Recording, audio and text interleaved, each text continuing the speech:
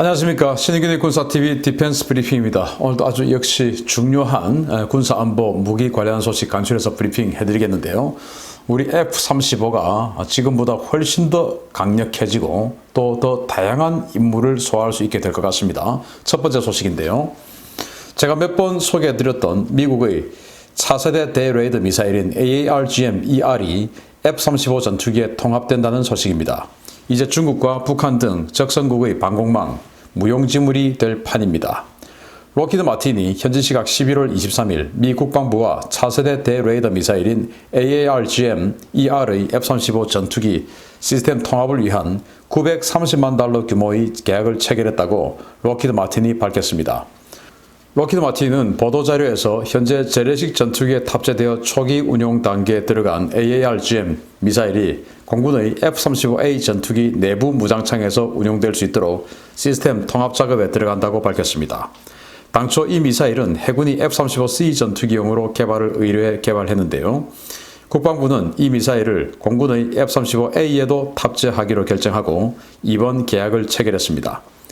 AARGM-ER은 기존의 함 미사일과 달리 적이 레이더를 꺼도 표적 위치를 추적해 공격할 수 있고 사거리도 기존의 함의 90km급에서 150km 이상으로 대폭 늘어나 미군의 방공망 제압작전 능력을 비약적으로 향상시켜 줄 것으로 기대되는 차세대 대레이더 미사일입니다. 미 국방부는 공군의 F-35A와 해군의 F-35C 내부 무장창에 이 미사일을 탑재해 운용할 계획인데요. 레이더에 탐지되지 않는 스텔스 전투기와 결합된 차세대 대레이더 미사일 조합이 S-300이나 S-400급 방공 시스템으로 구축된 적성국의 방공 시스템을 효과적으로 제압할 수 있을 것이라는 기대가 커지고 있습니다. AARGM-ER입니다. 그러니까 함, AGM-88, 함, 대레이더 미사일 우리 한국 공군 많이 가지고 있죠. 북한 지대공 미사일 레이더들 격파를 해야 되니까. 그런데 그 함은 적의 레이더 전파를 따라서 가서 유도되는 유도 미사일이에요. 그래서 날아가고 있을 때 적이 레이더파를 꺼버리면은 목표를 상실해 버립니다.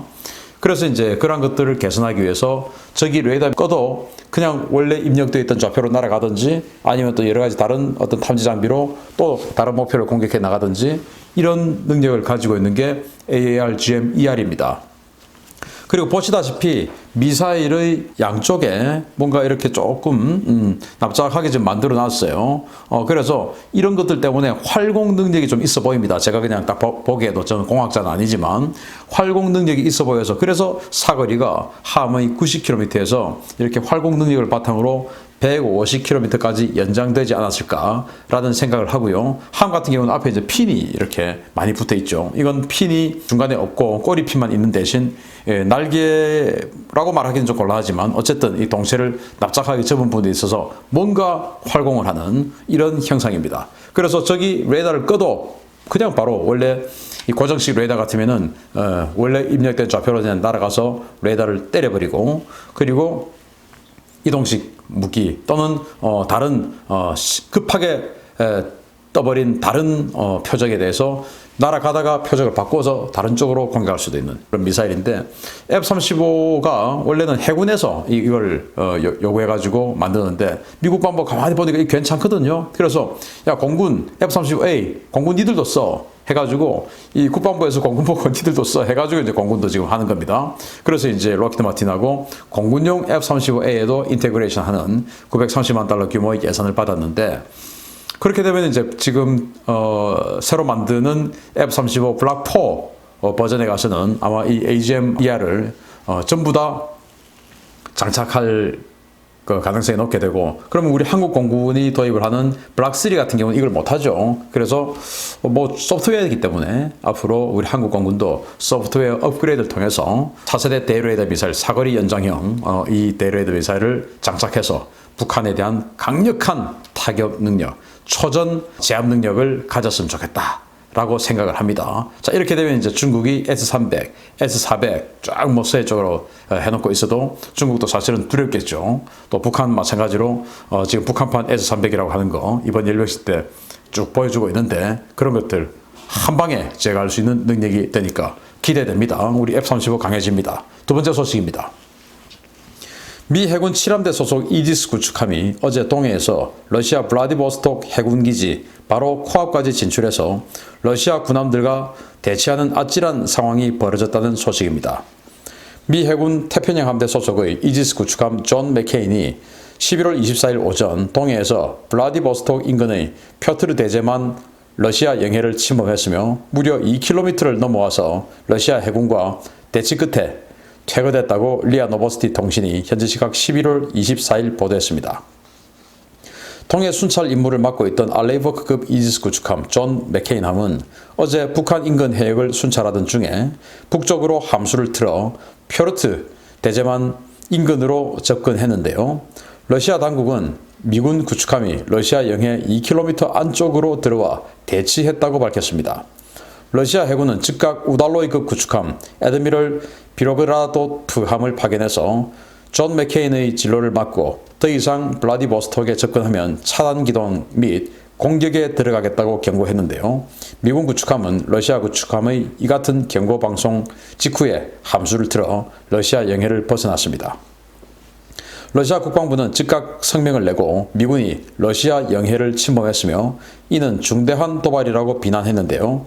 이에 대해 7함대 사령부는 반박 성명을 내고 해당 지역은 과거 소련 정부가 1984년 국제법을 어기고 일방적으로 자국 영해라고 선언한 것이며 미군은 그곳에서 항행의 자유작전을 실시한 것이다 라고 맞받아쳤습니다. 미 해군 구축함이 블라디보스톡 앞바다의 러시아 영해까지 진입해 러시아 해군 함정과 대치한 것은 극히 이례적인 일인데요. 도대체 미국이 어떤 의도를 가지고 이런 도발을 벌였는지 다양한 관측들이 쏟아지고 있습니다.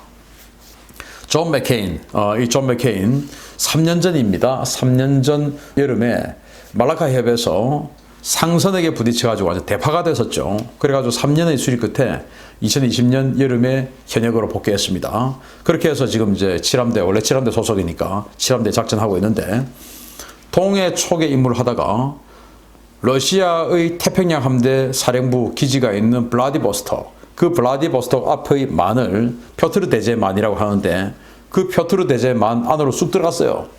그런데 문제는 이제 이 펴트르 대제만은 러시아가 과거 소련이 1984년도에 자신들이 영해라고 선언해 놓은 곳입니다.